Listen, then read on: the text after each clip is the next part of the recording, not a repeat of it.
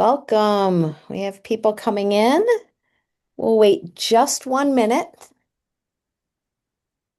and we'll get started soon. Thanks for giving your lunchtime to us.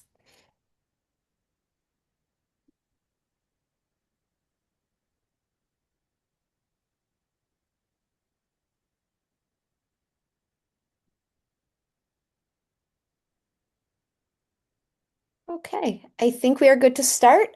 Just letting you know to use the Q&A to ask your questions, and we will answer all questions at the end. We think that for the most part, we do answer most of the questions that we've heard throughout the community in our many weeks doing this, but we promise to answer them all.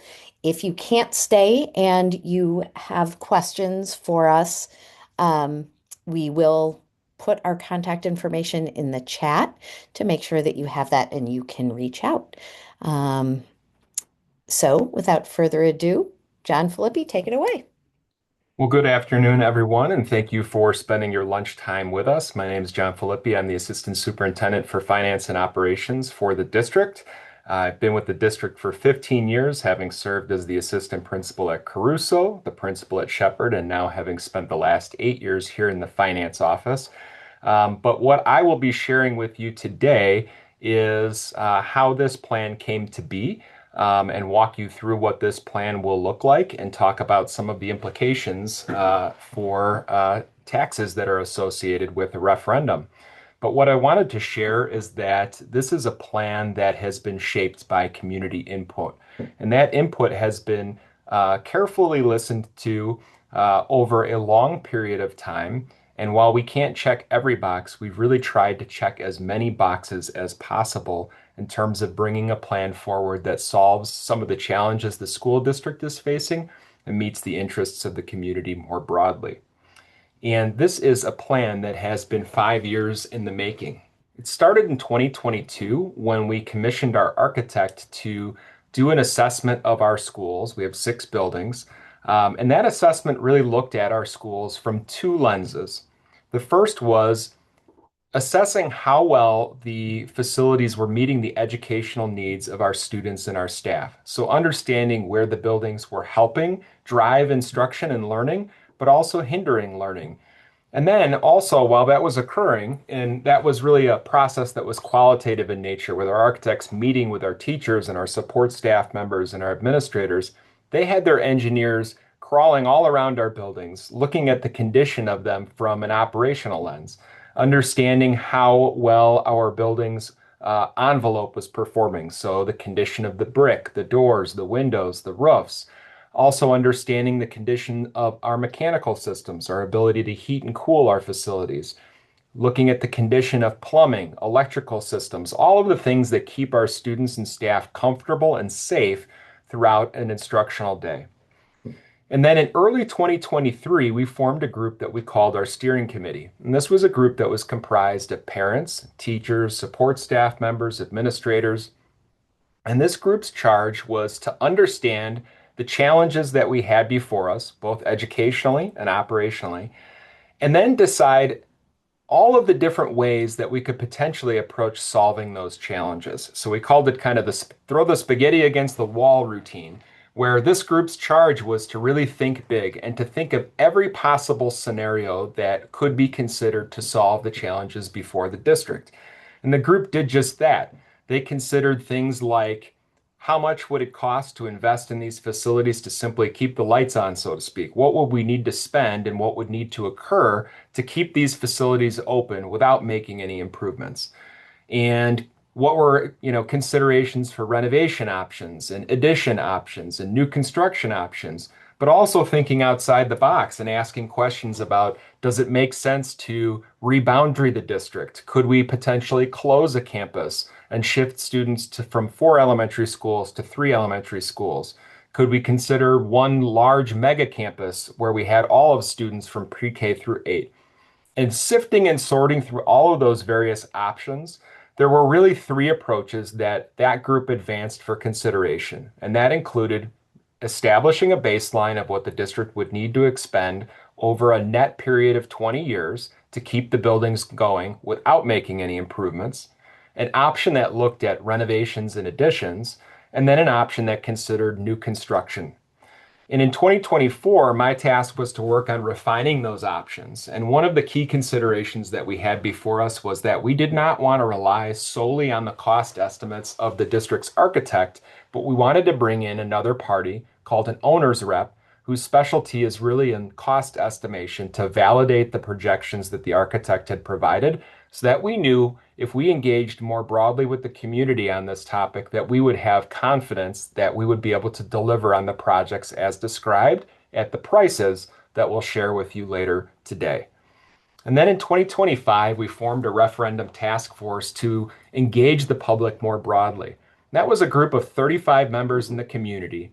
And the intention as we brought that group together was to be sure that we had varied viewpoints of the school district from all around the community. So we included parents that have kids in our system now. We had support staff members and teachers and administrators working in the system today. But we also had parents whose students had long since left District 109. And we had community members that had no students in the system. And we brought in partners from the Park District and the village. And that group's task was to really think about and understand the challenges facing the school district and vet a plan that we should share and test more broadly with the public. And we did just that late in 2025, where Kathy and I went on the road show and shared the plan as recommended by the task force. And we continued to listen, learn, modify that plan. And all of that work culminated with us putting a public opinion poll in the field in late 2025. And that ultimately informed the ballot question that the board elected to put on the March 17th, 2026 ballot. But if we back up and talk about some of the facility challenges facing the district, it's important to recognize that there are some key areas where we are experiencing challenges.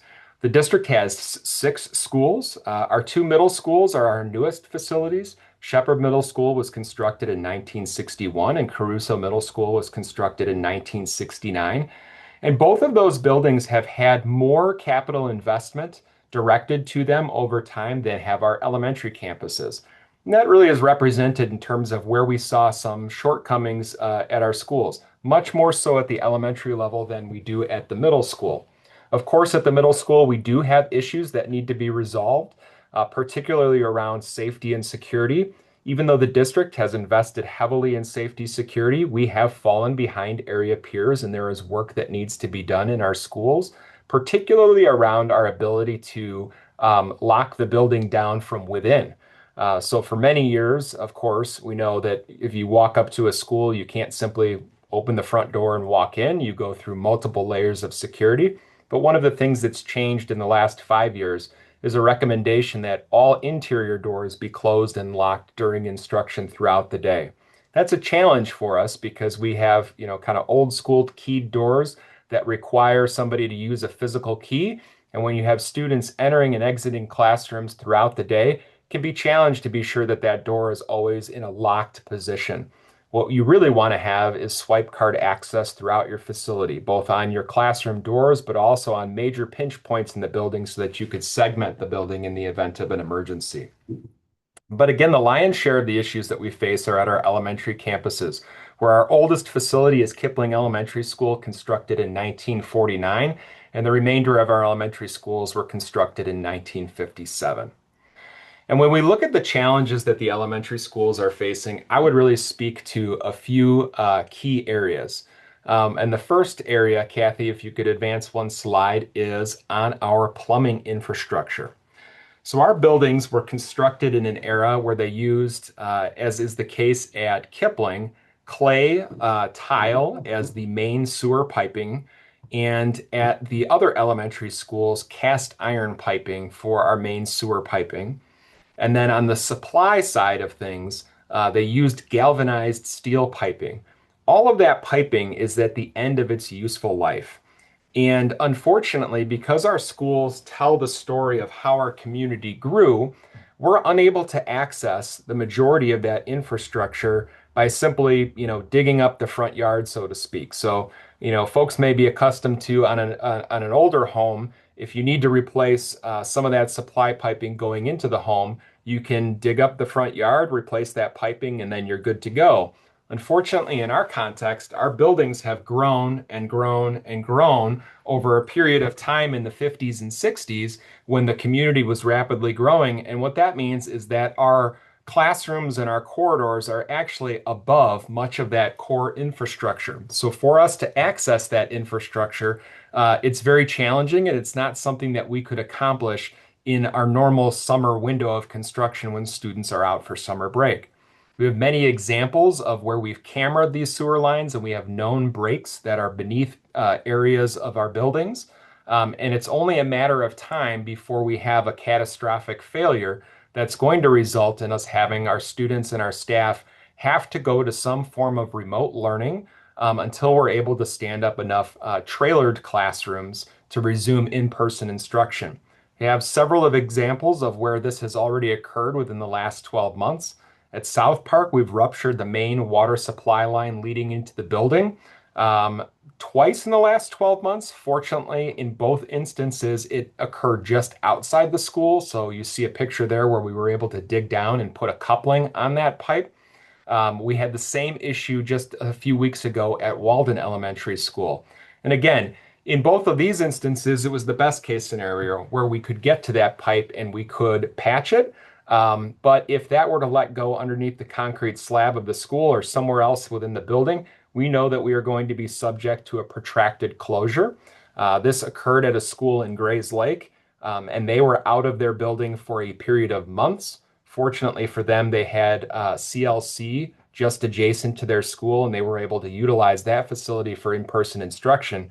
We unfortunately have no alternative of where we could house students for in-person instruction. So again, it would mean a protracted closure where we would have to do e-learning until we were able to get enough trailered classrooms on site and certified for occupancy so that we could resume in-person instruction. We also have significant challenges when it comes to our ability to heat and cool our facilities.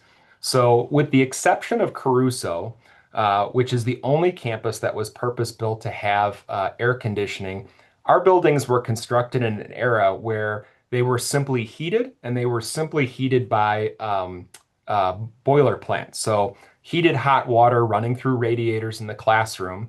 And at that time, you could provide heat to those classrooms, but there was no air exchange in those rooms. So, as we all are familiar with from the time during COVID, it's really important that we're exchanging the air and bringing in fresh filtered air into our classrooms to improve indoor air quality. In the early 2010s, the district did retrofit air conditioning units onto the 5 buildings that didn't have it.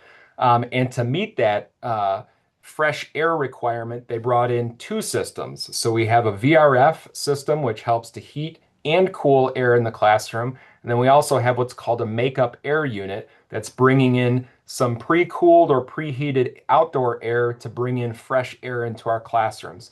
The net of that, though, is that these systems are very finicky. They're very challenging because they're often competing with one another to try to find a comfortable temperature.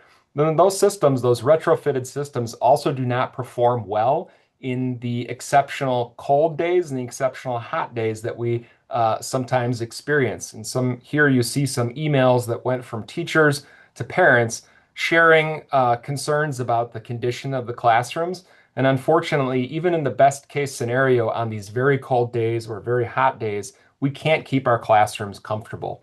Just several weeks ago, when we had that very cold snap, we had multiple classrooms that were 58 degrees when all of the equipment was fully functional. And we do bring in additional portable heating units and cooling units when it's the opposite, when we're experiencing very hot temperatures in our building. But unfortunately, those also can't make it so that every classroom is a comfortable 70 degrees, and they're very loud and noisy and disruptive to instruction. We know that from the HVAC side of things, the district has a significant investment that needs to be made now. And if the district were to do nothing moving forward, so as we talk about the cost of the district simply directing dollars to maintain these facilities, the district would need to expend in excess of $30 million to replace some of this aging HVAC equipment. And certainly you wouldn't want to expend a sum that great unless you planned to stay in these buildings in their current configuration. So that's a consideration as we move forward. We also have insufficient electrical service to all of our elementary campuses. One of the things that I hear frequently from our parents is that while they understand the importance of one-to-one devices in our classrooms and in learning, especially as we think about future career opportunities for students as they grow, they really don't want those one-to-one devices coming home with students because they want kids to have a break from screen time. Currently, we have to send those home with kids each day so that they can be charged. And the reason is we don't have enough electrical infrastructure to be able to put charging stations in each one of our classrooms. Our buildings were constructed in an era where they had a couple of outlets in the classroom. They had a few lights overhead. They had a convenience outlet for where the teacher's desk was, and then they had some outlets for the custodial crew to clean classrooms in the evenings and over the summer months. And of course, now we have much more demand on our buildings with, flat panels for instruction in the classrooms, or printers in our copiers, the heating and cooling units that were added to the classrooms in the early 2010s. Right now, we have a 1200 amp service to our elementary buildings. A typical home in this community probably has a 200 amp or perhaps even a 400 amp service. So when you think about the uh, uh, much larger square footage of a school compared to a home, you can understand that we are undersized in that electrical service.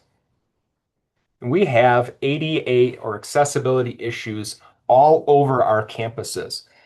And one of the things that's important to recognize is that given the age of our facilities, we are grandfathered into building code on many of the issues related to accessibility. So as long as we are not doing anything to the school, we are not required to make any changes to these facilities. But as soon as we engage in any kind of wholesale renovation of these facilities, we are required to bring the buildings up to modern code.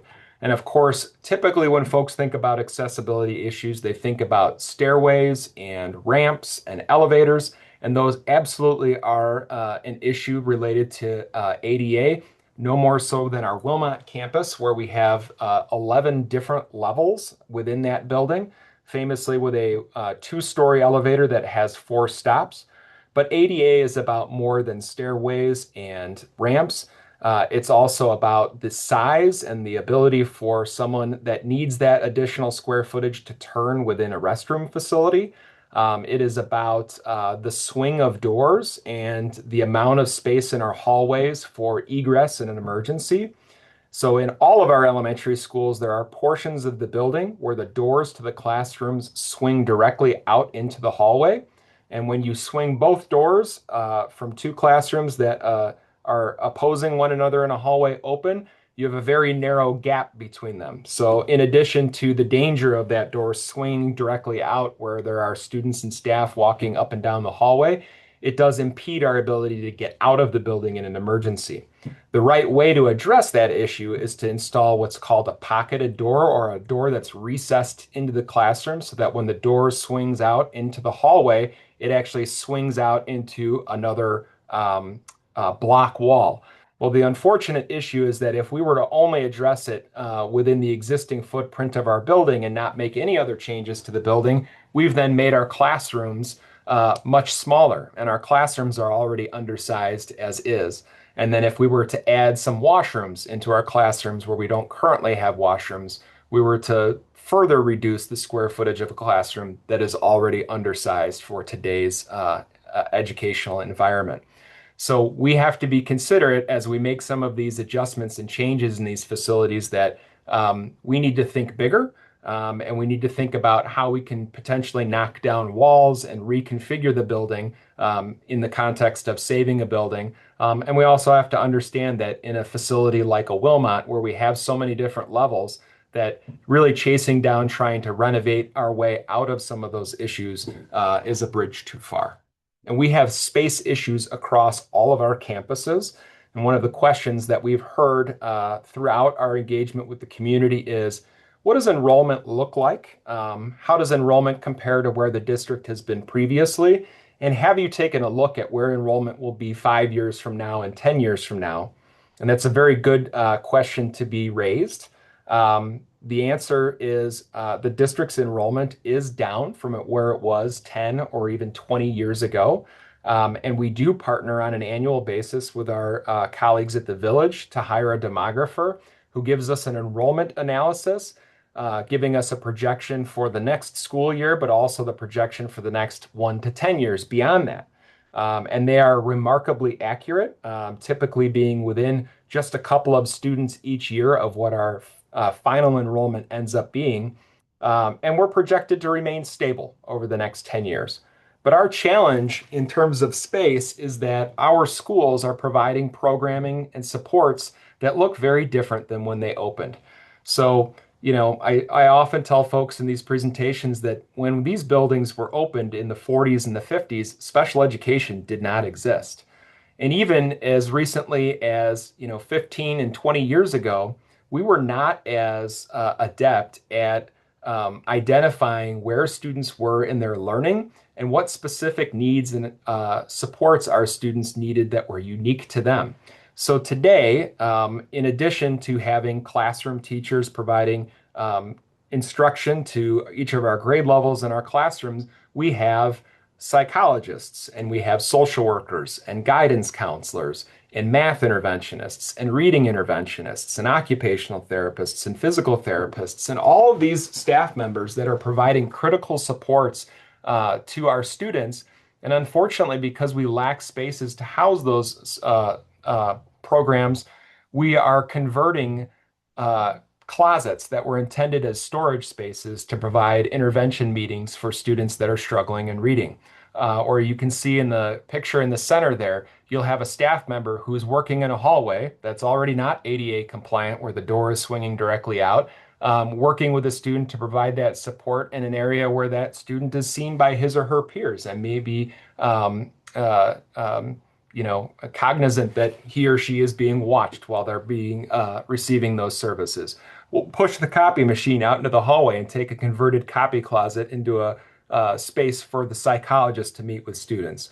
And no more so is this issue of space a challenge than at Walden Elementary School, where that campus is about 20,000 square feet smaller than its peer campuses and about 20,000 square feet smaller than what it needs to be.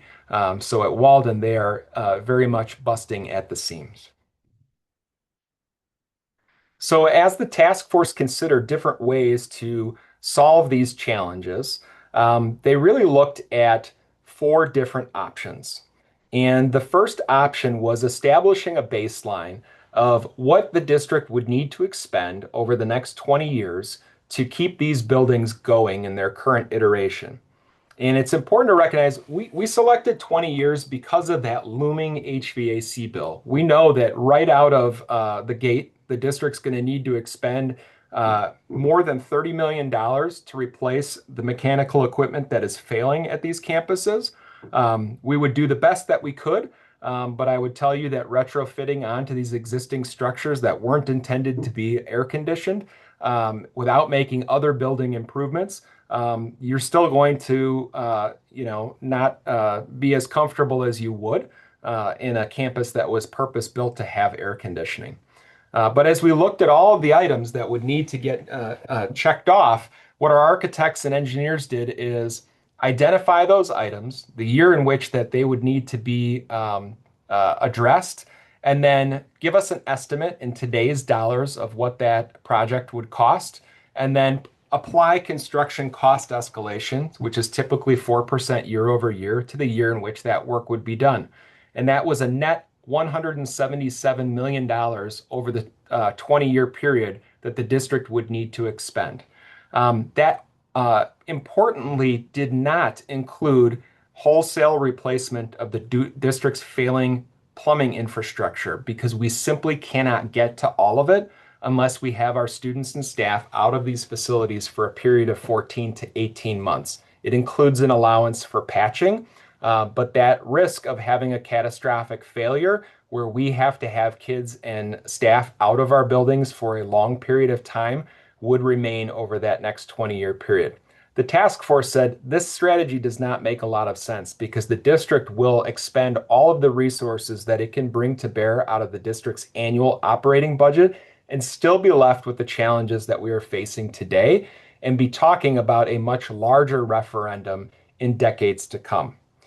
The next option that was considered was one that would renovate and add to our existing facilities, all six of them, with the lion's share of the work occurring at our elementary schools. And that had a projected cost of $208.3 million.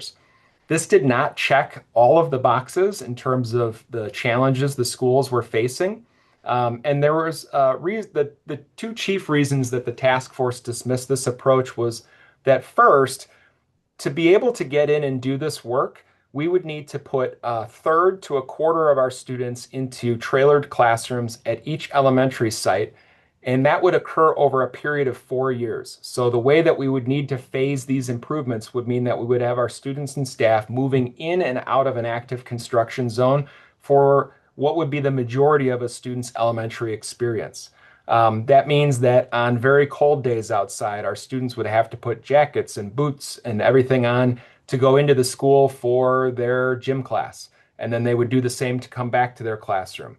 Then they would have to get dressed again to go into lunch. And then they would come back to their classroom. They would have to do the same to go in for art and then come back to their classroom. And if you receive special education support or intervention services, you'd be going in again. All the while, our students that were in the areas of the building that weren't currently being worked on are working adjacent to an active construction site where they're doing heavy construction, things like jackhammering and saw cutting through concrete floors to access and replace that plumbing infrastructure. The other challenge here is that a lot of the dollars associated with the plan are caught up in those temporary conditions. So, trailered classrooms are not inexpensive. So, we're directing a lot of resources and dollars just to those temporary conditions that aren't going to be something that are investment for the future of these facilities for the community. The plan that was ultimately advanced was the 2+2 plan, which I'll speak about in more detail on the next slide. But I did want to share that there was a bigger plan that the task force considered. And it's one that often comes up as we talk about the 2+2 plan, which is why not replace essentially all four of the elementary schools, particularly as it applies to concerns that, hey, if my child is going to attend one of these renovated campuses, are they really getting an experience that's going to be the same as a student that gets to attend a new campus? And as Kathy will share in our polling results, unfortunately, the price tag for replacing that many campuses was simply too high. So as we look at the 2+2 plan, as it was originally presented to the community and polled, we replaced two of the most challenged campuses with new construction options. A new Walden and a new Wilmot Elementary School that would be constructed adjacent to the existing facility. That allows us to then utilize those existing campuses for 1 year, where we have students attending the new school, and then our Kipling and South Park students go across town for one school year to attend the existing campus before it's demolished, so that we can get into the Kipling and South Park campuses for a period of 14 to 18 months and gut renovate and add to the footprint of those buildings, effectively creating a brand new campus, but saving dollars by utilizing some of the existing structure of those buildings. And then at our middle school campuses, we do targeted renovations where we address all of those safety and security needs across both of our Shepherd and Caruso campuses. At Caruso, Caruso is our best performing facility, but for whatever reason, when they built it back in the 60s, they built a lot of classrooms that have interior exposure. So they have no windows and no natural light coming into the classrooms. We unfortunately can't rectify that in all situations. We can reconfigure some of that building by moving the teacher's lounge to the center of the building and moving some classrooms to where the lounge currently is, which would then be on an exterior wall and bring in more natural light. And then at the end of our corridors in the building, we can punch through with some floor to ceiling glass and pull in a lot more natural light into those corridors that some will spill into the classrooms as well that have exposure to those corridors. And then at Shepherd, our two-story elevation of that building has not been renovated since it was put in service in 1961. So that section of the building where we house our English language arts classes, our math classes, and our social studies classes for all three grades would be completely renovated. A new roof, all new mechanical systems, and complete renovation of all of the finishes in the campus. And we'll give you a look at what that will look like when it's completed. So we had our marching orders from the task force saying take that 2+2 plan. Their directive was as a group, we said your goal is to tell us recommend to the superintendent who takes it to the board what we should take to the community for feedback. So throughout the fall, John and I were on tour, and Superintendent Mike Simic were on tour in the community in information sessions. We did mailers to all registered voter households. We had videos and social media posts. We worked with the village to ensure that they were sharing our schedule of information sessions on our website so that people could get the information about what we were proposing because our goal was to get feedback. We wanted to hear what the community thought of this plan that had, gone through several iterations through the steering committee and the task force. We did have a whole bunch of information on our website. We answered every question that came to us on an asked and answered page. And there's a tax calculator, so people could really, from their own perspective, understand the impact of that 2+2 plan. So they could take their tax bill, put in the amount of their tax bill paid in 2025, and get the estimated tax increase. Um, in our information sessions, we heard from neighbors, contiguous neighbors of Walden, who came to an information session and provided some feedback on the plan. And it's important to note that the district did not invest in architectural drawings or schematic designs. So the plans that we have been sharing with the community are really early concept plans. The architects call it bubble drawings, just to give the community an idea of what the proposal could be. And Walden neighbors gave some feedback, and we met with our architects and with those neighbors, and they came back with a couple of iterations of changes in that proposal. And it's important to note that that's a process that we'll continue to follow. And some Wilmot contiguous neighbors also had some feedback about the placement and the height of the building and met with the architects, and our architects came back with revisions. We also surveyed the community through a survey tool called Thought Exchange. It's a qualitative survey tool where people in the information sessions or those who visited our website could give their input in their own words and then could see what others were sharing, what their thoughts, their questions, their concerns were. And then we did some community polling, and that was quantitative, valid, and reliable polling. We worked with a polling consultant who's been doing this for 30 years. We had a great response rate here in Deerfield. We are fortunate to have a really engaged community who is interested in our schools. And there were two pieces of information that came back from the public opinion polling. And the first piece of data that was really striking was that our community gives District 109 high grades. 80% of respondents gave the district an A or B. And our polling consultant has never seen grades that high in the 30 plus years that he's been doing this. And we know that's because we have the best educators in the area. They are high quality educators who really care and become part of this community. The other piece of data was that there was very high tax sensitivity. People were concerned about the price tag of the 2+2 proposal that we put out. And as I shared, people were able to really see what that impact was because they could take their own tax bill and see. And our polling consultant, in his 30 plus years of doing this, had never seen such high tax sensitivity for a proposal. So, with that information, I always say, don't ask if you won't act. And we did listen. And we brought the task force back together to consider all the data that was shared through the polling, through the thought exchange, through conversations that our board members had out and about in the community. Um, and the task force looked at it all and looked at some possible adjusted proposals.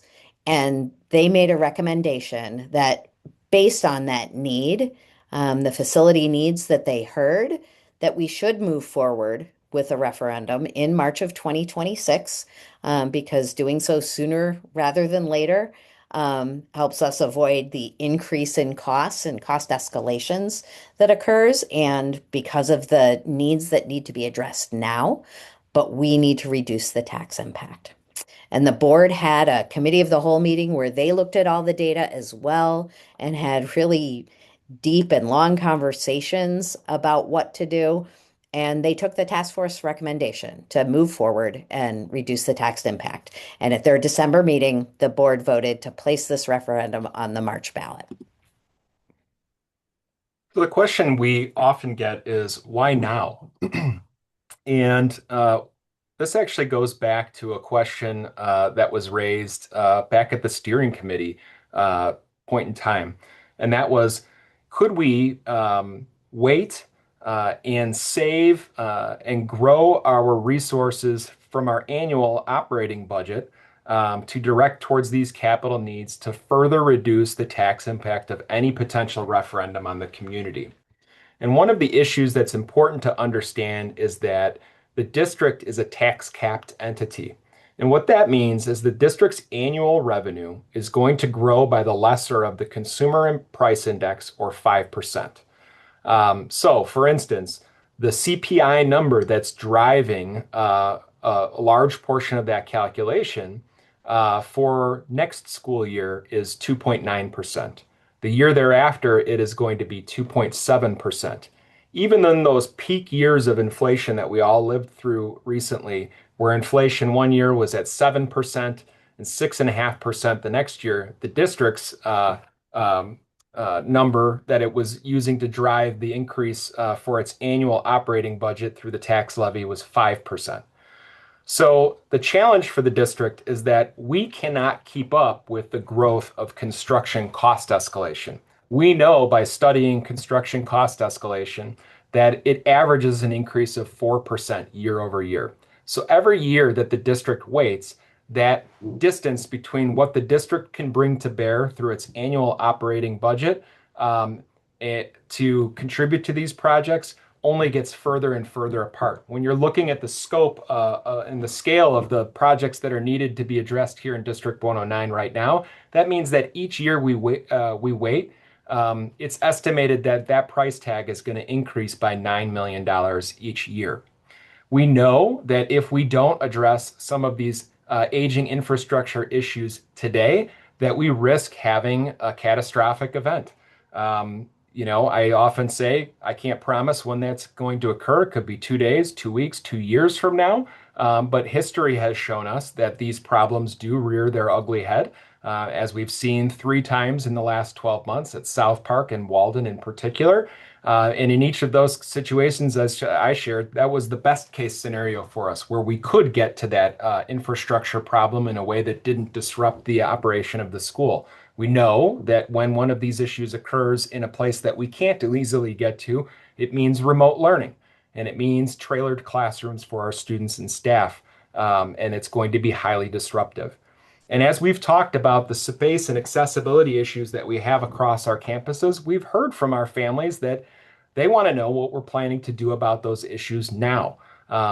Especially if they have a student that's receiving these supports in these marginalized spaces, the converted closets and copy rooms that are being used to support our students. A question that often comes up as we talk about the potential impact of a referendum is, hey, are we the only school district that's experiencing this? And the answer is no. In fact, we are the only elementary school district in the region that has not addressed the condition of their schools that were built in a similar era You see that we are surrounded by districts. Your guess is as good as mine why Northbrook has as many districts as it does, but it does. Northbrook's 27, 28, Northbrook Glenview District 30. They all passed referenda recently, and they had a combination of new construction and renovations. District 34 in Glenview passed one within the past 5 or 6 years. Winnetka passed one. Mount Prospect recently passed one that included new construction. Park Ridge District 64, our neighbors to the east in North Shore District 112 in Highland Park, have been doing significant capital work across all of their campuses. Not listed here, neighbors to the north in Lake Forest, neighbors to the west in Lincolnshire, and the list goes on. So we are in good company. And what is good to know is when you look at these facilities, combinations of new construction and renovations, we know that either option, new construction or renovation, is going to result in a world-class opportunity for our students, and it's going to be a facility that stands the test of time for generations to come. Well, the last referendum in District 109 was now 21 years ago. It was in April of 2005, and it was what is called an operating rate referendum. So there are two different types of school district referenda. There is an operating rate and a capital referendum. What the district has on the ballot this spring in March is a capital referendum where the dollars can only be used for the construction or renovation of spaces. Whereas in 2005, the district passed an operating rate referendum. And what that is it's an opportunity and it's the permission from the voters for the school district to increase its annual tax levy by more than that tax capped number, that lesser of CPI or 5%. And the reason that the district made that request of the community and the community approved it at that time is that the district was coming off of 14 consecutive years of operating budget deficits. So the district was having a hard time meeting its obligations on a yearly basis. And the promises that were made to the community at that time was that the district would end deficit spending. It has. This past year represented our 21st consecutive operating budget with a surplus. They made a promise that they were going to have a maintenance plan to extend the useful life of the school buildings. Obviously, we're here 21 years later with the same school buildings. And what I found interesting, because I wasn't here at that time, although Kathy does recall this, is that the promise to the community was there would be no more referendum from District 109 for 5 to 8 years. And so as we make it now into the 21st year since that referendum, I think it's safe to say that subsequent boards and administrations kept the promises associated with that April 2005 referendum. So what changed? And understanding that when we polled this proposed referendum, we polled a $121.4 million referendum. And understanding that the community expressed high concern about the tax impact of that plan, we knew that we needed to make not a modest change, but a significant change to the request of the community. So we reduced that referendum amount by over $33 million to $87.78 million. And as we look at what changed, it's important to understand that the district is proposing to make contribution to this plan through the district's annual operating budget. And when we polled it, the district was planning to contribute just over 50% of the funds needed, with the other half coming from referendum bonds. Here, the district has increased its contribution, now representing over 60% of the funds needed to execute this plan from the district's annual operating budget, compared to 39.4% from referendum bonds. As we look at the sources of those funds, there are really three different buckets. And the yellow and green represent the funds that would come from the district's annual operating budget. So fund balance of just over $51 million, those are the resources that the district can bring to bear with cash on hand. So the district has been saving as much as it can to direct towards these capital needs. So the district has substantial dollars on hand and can plan to contribute substantial dollars over the course of construction to reduce the overall referendum request of the community. The other source of funds that the district can bring to bear through its annual operating budget are what are called alternate bonds. And when we talk about bonds, I always tell people the easiest way to think about bonds is just think about it like it's a mortgage, right? It's a mortgage that the district can take on. It's not exactly analogous to borrowing to buy a home, but it's similar, right? So it has a term. Here it is a 25-year bond issuance, and the district has principal and interest payments that it needs to make on an annual basis. Here, the district would borrow $83.7 million dollars and then pledge to pay back that principal and interest each year out of the district's annual operating budget. And the reason the district can do that is we are accustomed to spending millions of dollars annually to keep these buildings going. And if we completely replace and renovate these elementary campuses and do what's needed at our middle schools, we understand that our need to direct those dollars to capital needs on an annual basis is greatly diminished, if not completely diminished. So those dollars that we're accustomed to directing to those capital needs can then be directed to pay bond principal and interest, reducing that impact of a referendum.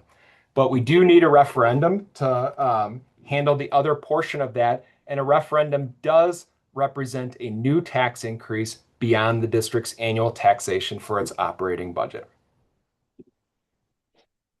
So how can the district do this? Again, this is the 21st consecutive annual operating budget with a surplus after those 14 years of deficits that preceded the 2005 referendum. The district has the highest bond rating that Moody's can offer. And that means that when we issue these bonds, whether alternate bonds or referendum bonds, we're going to be borrowing at the best possible rates. We were upgraded in 2019. We've received the highest financial designation from the Illinois State Board of Education for more years than I can recall. We're proud to be one of only 138 districts in the country that has received what's called the Meritorious Budget Award, and that comes from a Government Finance Officers Association. And that group blind peer reviews the document that we prepare. And I would encourage anybody that's interested in the district's finances or operations to look that up on our website. It's intended to be a resource. It's a couple hundred pages long, but if you're interested in taxation, there's a section that gives a narrative explanation of how the district taxes and has historical figures. If you're interested in about how much the district spends on staff, on teachers, support staff, salaries, and benefits, all of that information is there for you. If you're interested in enrollment, if you're interested in capital spending, all of those issues are there and are easily accessible to anyone in our community. You don't have to have any sort of financial background to understand the material that's presented there. And we go and are audited on an annual basis, but we go further and we publish an annual comprehensive financial report that we send again for blind peer review to two different financial organizations. And we're proud to have been recognized by those entities again for more years than I can recall.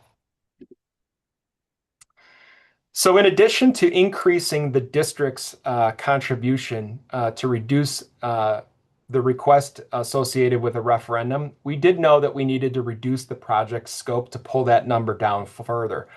And really, the lion's share of that reduction came from the elimination of an additional multi-purpose room space at each of the 4 elementary campuses. So one of the things that we heard as we talked with our staff and families at our elementary schools was that it's a real challenge in terms of our building schedule to have a space that's used for physical education and as our cafeteria. And really, we had a desire to have kind of a dedicated cafeteria space that could also be used for other things after school hours, but have a gym and a multi-purpose room that were dedicated to our physical education classes. We know that we can live in our current reality for years to come if need be. And so what we can do at this point is have our architects design exactly where these additional spaces would go at each of the elementary campuses and include those as what's called a bid alternate. So if pricing comes in better than we're anticipating, we can go ahead and do that work now. But if unfortunately it's out of reach today, we know exactly where those spaces should go and will function best in those buildings in the future, and we can revisit that as resources allow in the future. The other big piece that was reduced was we had an allowance in our anticipated budget for our new construction and renovated elementary schools related to bringing in additional plumbing and electrical for science-related curricula in the elementary schools. So think about bringing in gas, airlines, water lines into classrooms that otherwise would not have them to support some enhanced science curriculum. Our science curriculum is not there today. This was a thought of future-proofing those spaces and giving those buildings the opportunity to grow in the future and to be more adaptable so that, 10 years, 20 years, 40 years from now, those facilities could best serve what curriculum looked like at that time. We unfortunately will not have the budget to do that now, but again, it can be addressed in the future if the programming demands it. And we did adjust some other smaller items that brought the cost down. But again, the lion's share came from those first two items and represented a reduced project scope of over $20 million. That means that as we pulled this plan, we had shared with the community that the tax impact was going to be a $536 increase for every $10,000 of taxes paid. So if you had a $10,000 tax bill, this referendum was anticipated to increase your tax bill by $536. If your tax bill was $20,000, you would take 536 times 2. That is over a 25-year term. So in the first year, that new taxation would come on your bill, and that new taxation would stay on your bill for the life of that bond, which is 25 years. It's important to understand that when the community approves a referendum and the district sells those bonds as approved by the community, we have to file the annual principal and interest payments that are associated with that bond issuance with the county clerk. And then that number year over year does not change. So there are other aspects of taxation in the community that can change, right? For instance, if all of the property value in the community was worth more than it is today, 10 years from now, that could push down that portion of your tax bill that you're paying, right? Could have the inverse if property value went down 10 years or 15 years from now. But once the community approves taxation for a referendum, that number is static over the next 25 years. Owing to the decrease that we made based off of the feedback and the reduction of over $30 million, we've now reduced that 536 a year to $359 a year per $10,000 of taxes paid. That represents a 33% decrease. And as we've had throughout the process, there's a tax calculator that's available on the district's website so that you can understand what the impact is on you. But even with these reductions, it's very important to understand that we have not compromised on what the critical needs are for these facilities. All of our water and sewer and plumbing issues is resolved. Our ability to effectively heat and cool our facilities is resolved. We will have modern state-of-the-art security that has no compromises for our students and our staff. All of our accessibility issues across our elementary campuses are addressed, and all of these issues of students and staff working in marginalized spaces to provide these critical supports is addressed. And again, as I shared, that tax calculator is available on the district's website so that you can input your tax details and understand the impact that it would have based off of your property. We've also heard in taxation that there are concerns about the taxes in Deerfield. And there was concern that was shared with us that we are much different than area peers in terms of taxation. We received communication from a community member that shared a slide that was going around on Facebook that said Deerfield has the fourth highest taxes in the country. And while we respect that, it may feel that way, Deerfield is right in the middle of the pack. So here you see the tax rates for all of the Lake County elementary school districts, and Deerfield is highlighted in that yellow and red bar in the center. And then we went further and asked our financial advisor and their team to look at taxation across the village. So taxation inclusive of District 109, but also District 113, the Park District, the Village, all of the taxing entities that appear on your tax bill, and compare where Deerfield ranks compared to all of the municipalities in Cook and Lake County. And again, you can see that Deerfield is in the lower half of those communities. And I know that's really hard to read, but these slides are on our website at dps109.org/redefine, and you can kind of zoom in. But we know there's a lot of municipalities listed in there, and it's hard to see on the screen, but you can zoom in if you look on our website on these slides. So this gives you a sense of what some of these spaces may look like. And again, as I've shared and as other communities have experienced, regardless of whether it's new construction or a renovation addition, the schools will effectively be brand new. And they're going to feel completely different, even if we are saving some of the existing structure at Kipling and South Park schools. At our elementary campuses, you see our Kipling renovation proposal. Again, very early concept and will likely change before anything is finalized should the community support a referendum. But what you see in the existing school that's outlined there is actually probably our most functional layout of the existing elementary schools, where it's kind of four rectangular boxes connected to one another. In that gray area, what we are able to do is pull our noisy and large activities that are happening within the existing school. So our art room, our music room, we're able to pull that all out into an addition. And what that addition allows us to do by pulling those spaces out is knock down walls between classrooms, resize classrooms so that they're appropriately sized. Currently, we have classrooms that are very undersized, right? We have some kindergarten classrooms on our campuses that are 595 square feet. They should be and will be, if we do this work, nearly 1,000 square feet. But by knocking down walls in the existing facility, we can resize classrooms, address those ADA pocketed door issues, add washrooms in classrooms where we should have them and don't currently have them, and then provide those additional new amenities in that addition space.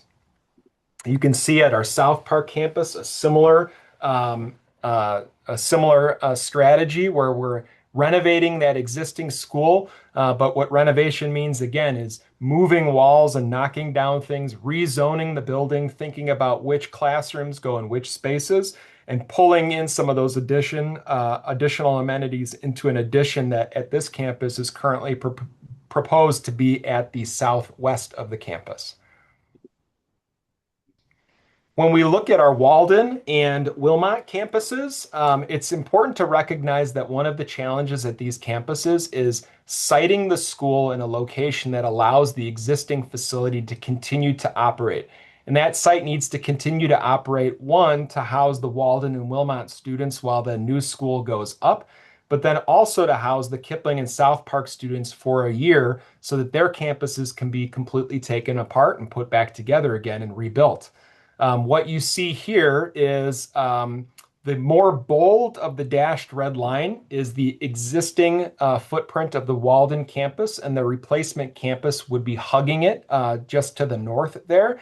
And here at the Walden campus, we can vastly improve the traffic flow and queuing on property, where we are very undersized in parking at that campus and very undersized with the ability of cars to pull up to that campus such that it creates a lot of bottlenecking and issues outside in the community on Essex and Warrington and Warwick. Um, and then at Wilmot, you can see a similar strategy where the existing building is outlined in that dashed red line, and we construct a new facility that abuts Deerfield and Wilmot roads, where the district used to have a facility, I think about 15, 20 years ago, that was torn down. That was one of the original schools from District 109 or District 110. Um, One of the things that I will mention as we look at both of these and this need to build adjacent to our existing facility and then occupy both on 1 year is, we've heard from folks that say, "Hey, I don't want my kid to be in a trailered classroom if we were to renovate only." We've also heard from some folks that have said, "Hey, I don't know that I want to have two campuses on one." And we've certainly heard from folks that whose properties abut these schools have said, "Hey, can't you put the school back exactly where it is? Why can't we find somewhere else for our students to attend school for a temporary year?" We did look very hard at that, and the challenge is that it is very costly. In the best case scenario, for us to find a temporary location for us to host school for 1 year for one half of our community, it was in excess of $10 million. dollars.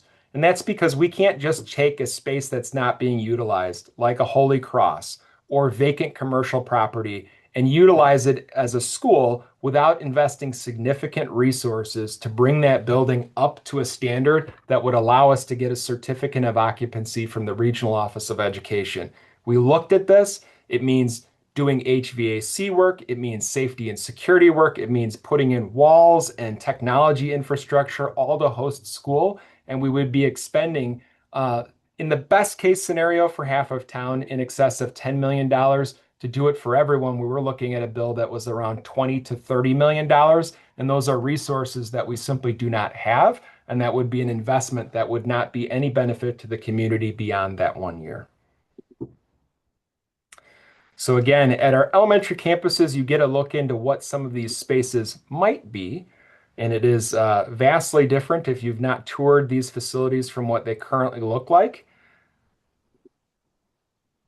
But as we get to our middle school, these are the actual renderings of what the Shepherd classrooms would look like. So we have already bid this project and it is ready to be completed in the summer of 2026 should the community support a referendum. So, looking at our construction timeline, if the community were to approve the referendum on March 17th, we would be ready to begin our middle school construction with summer work starting in June of 2026. So, the lion's share of work at Shepherd and Caruso would be completed in summer 26, and we would come back in the summer of 2027 and finish any work that is remaining. Again, at our middle schools, we don't need to disrupt the school year. The scope of work is such that we can get it done in those summer months. But at our elementary schools, we have more extensive construction needs. So our new Walden and Wilmot campuses would begin to go up in March of 2027. So some preliminary site work and setup of construction fencing in March, with the heavy work beginning in that summer of 2027, with the goal of getting a lot of the noisy and messy work done that's associated with digging footings and pouring concrete slabs done in the summer months. And then when students are back in the fall of 2027, they're going to watch their school go up adjacent to their existing campus. That outside work will be complete by early winter so that we are dried in and they're working inside the building in those cold months. And we would anticipate completion of the new Walden and Wilmot campuses in the summer of 2028. That means that students and staff can move to their new school in August of 2028. For our Kipling and South Park renovations, when students are dismissed for summer in June of 2028, we begin those gut renovations with additions on those campuses. Our Kipling and South Park students attend the old Walden and Wilmot campus for the 28-29 school year and move back to their new school in August of 2029. That summer of 2029, we begin demolition of the old Wilmot and Walden campuses and regreening of those spaces to their finished state. And how can we do this? Understanding that no one wants to live through construction and that living through any construction project is always not an optimal situation. But we feel like this will be the least disruptive of all options. Because once we get our students and staff on campus, school is going to look very much like it looks on a day where there is no construction. And we accomplish this by having staggered arrival and dismissal times. Arrival and dismissal will be the biggest challenge, so we have different arrival and dismissal times while we're sharing that campus. Our Kipling and South Park students will receive free transportation and we'll encourage them to use it to further reduce congestion at that site. Challenge we know is that we're going to have minimal on-site parking, and our staff are going to be the ones that have to sacrifice on this one, and they understand that. means we still will have areas at each of these sites where we'll be able to have playground equipment so kids can be outside for recess and physical education. And we know that we will still be able to have before and after school care provided by the park district. And our park district currently uses 4 of our 6 schools for their summer programming. That will be uninterrupted as well.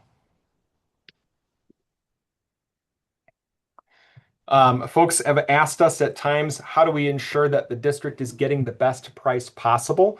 And we are subject to competitive bidding. So all of these projects that they move forward are bid, and it forces contractors and subcontractors to compete with one another. And we are required to award a contract to the low responsible bidder. So the lowest cost contractor that has a proven capacity to do the work that needs to be done for us. And even though there is a question on the March 17th ballot, it doesn't mean that our engagement with the community would not continue should the community approve the referendum. We have talked extensively that we understand we are a big neighbor, but we want to be a good neighbor. And we're committed to continuing to have those meetings with our immediate neighbors of these campuses. We are required to go through the Village Plan Commission process, which includes extensive community engagement, and we'll continue to keep the community apprised of the progress through our regular Board of Education meetings. This question often comes up, which is what happens if the referendum fails? And the answer is we don't necessarily know what the district would do. I think the district would need to do some further engagement to understand why. And then the board would have to decide what they want to do. They could advance the same plan again at the November election, but understand that the cost is going to increase by $9 million because we're pushing it out another year. And when we talked about this at the task force and said, hey, is there anything more we can cut to reduce the referendum and the tax impact in the community? Our architects were quick to point out that the only thing you have left to cut is instructional space, classrooms. So those issues that you're faced with today, undersized classrooms, insufficient number of classrooms or support spaces, that's all that's left to cut. These are not extravagant buildings that have high-end finishes that could be reduced to something less expensive. We have, vinyl flooring, right? Ceiling tiles, block construction, drywall construction. These are schools. They're modest spaces, and the only thing left for us to cut is some of that instructional space. So the board would have to discuss how it wants to proceed and make a decision. But we understand that every year that we wait, things get more expensive and the district's ability to raise additional resources is challenged. So we're going to spend more and have less to show for it. And I'm going to go real quickly through voter information because there are some really good questions that we want to get to. But we just want to make sure all of this information is on the Lake County Clerk's website, and you can get to these resources through our website. There's voter information there, but you can request a vote by mail ballot now and send that in. Early voting, if you want to go to Waukegan, you can vote now, but countywide early voting starts on March 2nd. Deerfield's early voting site is at Deer Spring Pool, and that will open March 2nd. But you can vote anywhere at any early voting site in Lake County. And Election Day is on March 17th, and you can vote at any Lake County voting site. And what you will see on the ballot is a really long referendum question. This is required wording. It is written by lawyers, but this is what you will see, and it may be on the back of your ballot. So make sure to turn your ballot over. A yes vote approves is your approval of this referendum that we just described, and your no vote is disapproval of the referendum as we described. Our website has a whole bunch of information, including a recorded session previously, and we will post this. We encourage you to share this website with friends and family. There are a few more information sessions in person that are coming up, and that schedule is there. And we love to answer questions. So I am going to go right to some of these great questions. And a lot of these are for John, so I didn't answer them while he was talking because these are his expertise. John, talking about the demographers' predictions, do they take into account, or are we concerned with or projecting an impact that the referendum could have on enrollment? Um, because it may be prohibitively costly for new families to move into Deerfield. Mhm. Yeah, I don't think that they can project the tax impact on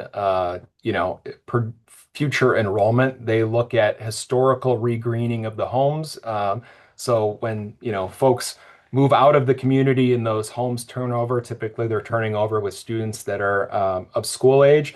And again, as they've projected, even taking into account all of the new developments that are coming online in the community, we're projected to remain around 2,700 students over the next 10 years.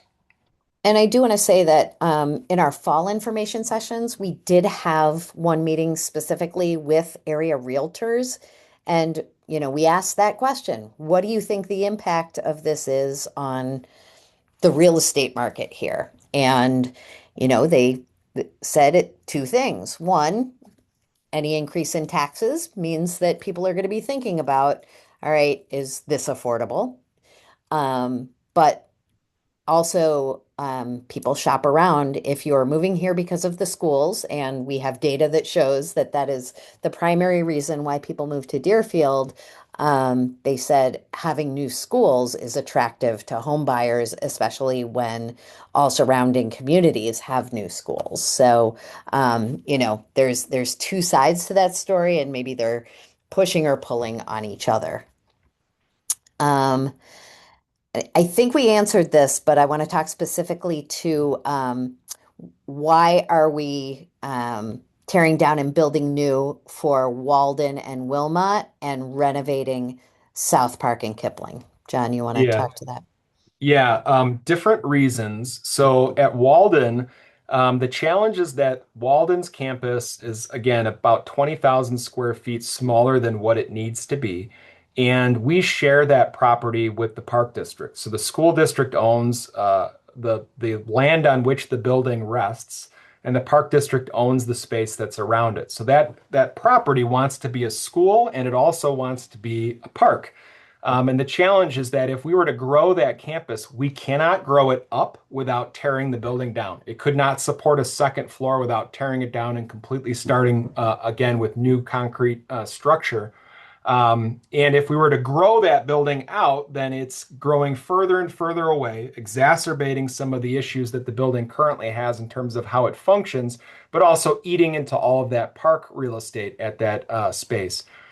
At Wilmot, it is so costly to try to renovate out of all of those ADA issues associated with the numerous levels that that school is. Whereas at Kipling and at South Park, we have fairly flat campuses that are easy to work with and rezone and resize.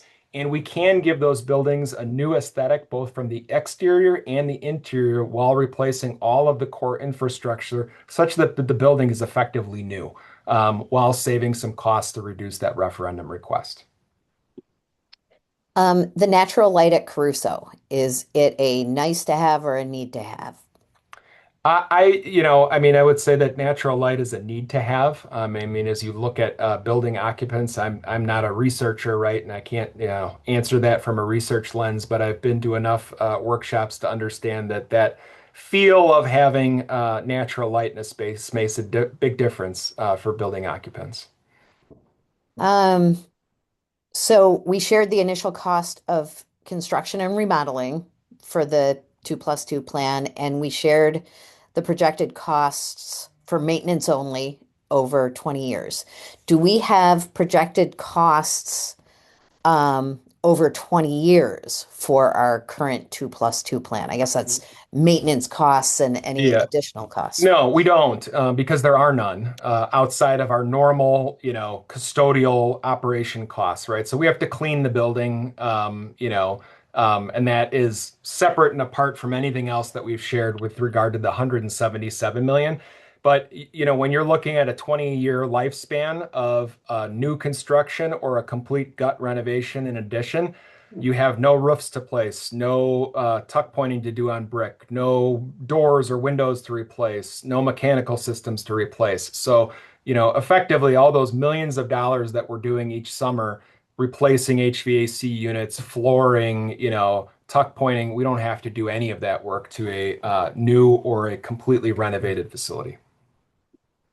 Um, John, when we shared that slide about the neighboring communities who have passed referenda, do we have, and I think we do have this, I don't know if you have it off the top of your head, the tax impact of the Northbrooks, the District 112, those referenda, their tax impacts, Yeah. because we have a smaller community to draw from lesser commercial taxes. Yeah, I can't recall off the top of my head all of them. I do recall we are like right in the zone of where other communities were. So I do recall Highland Park, District 112 was just below our tax impact, albeit I think there was 4 years ago when construction costs were lower.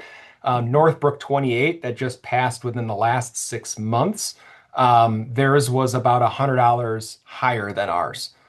So again, we're right in the same wheelhouse that other communities are in. Something that would be interesting too is that I'd like to look at, and we can add that to our asked and answered on our website. So we'll look into that and add that to that page. So look for that in the next week or so.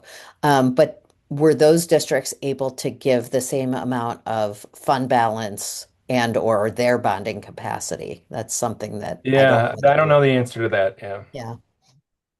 Um, was updating to traditional lunchrooms with cafeterias ever on the table? That question comes up frequently, whether to move away from the lunch as is the current reality, which is the PTO sponsored lunch, or to bring a lunch service in-house. That is a bigger community question that I know many people are interested in having. I think the district's committed to having that conversation, albeit in the future after a referendum. What we have spec'd out in these buildings is the ability to have in-house lunch service in the future, should we want to go that direction. We are not a size district where we would have a full-scale production kitchen in every school. If we were to serve lunch on campus, we would have one production kitchen for the school district, and then we would have spaces where we have warming kitchens at each of our campuses to serve hot lunch. So we have had that conversation with the architect that these facilities would be able to support that in the future, should the community want to go that direction. Um, at Kipling, is there an opportunity for more parking? So speaking for a Kipling person where parking is extremely limited on days where there are concerts, that's a good Mhm. question. And, for those of us in the district office as well. Yeah, modestly. So we could look to increase some parking stalls to the north, near the district office. Challenge is if we were to add more parking stalls beyond that, we are eliminating more of the green space adjacent to the school, so where the ball fields are, and we are going to need to use some of that space for an addition. So we can add some. We can't necessarily add, another 50 spaces. But I think what we're targeting at each of these finished campuses is to have about 85 parking stalls, which is more than sufficient for our daily operations. But understanding that these are true, true community schools that are buried in neighborhoods, we're never going to be able to put in enough parking spaces to have, two parents for every student have, on-site parking for these massive events. That's just not on the table, unfortunately. And speaking of events, when we have the two schools on one campus for that year, Mhm. will we have parking for shows or events? Or do we have plans for that? Yeah, we'll have to be planful with our building administrators on how we schedule events. I think in an ideal world, we will look at utilizing the campuses that are not on our construction sites. So as much as we can, utilizing Caruso and Shepherd in some of those off years to host some of our larger elementary events will probably make more sense than trying to shoehorn in parking on a challenged site. But then also being mindful and planful of not scheduling both campuses to be on the same site on the same evening is going to need to be something that we're thinking of. Yeah, a lot of scheduling ahead. Um, and I think we answered this question, the impact of drop off and pickup when we have the 2-on-1, we'll have those staggered start times. Correct. We hired a traffic consultant. They've already done a vehicular and a pedestrian count at both campuses, and their job is to advise on two conditions. One is the temporary conditions of 2-on-1 and during construction on optimal arrival and dismissal times, but then to also advise on the finished conditions of these sites to make them work as best as possible for drop-offs and parking. Okay, I think that we have answered all the questions, but early on I did drop in email addresses, and those email addresses for John and Mike and I are also on the website, and we are open to sharing information at your book club or your neighborhood meeting. We will go anywhere to share this information, and this will be posted on the website soon, but please reach out if you have further questions. Thanks so much for joining us and for asking such great questions. Bye bye.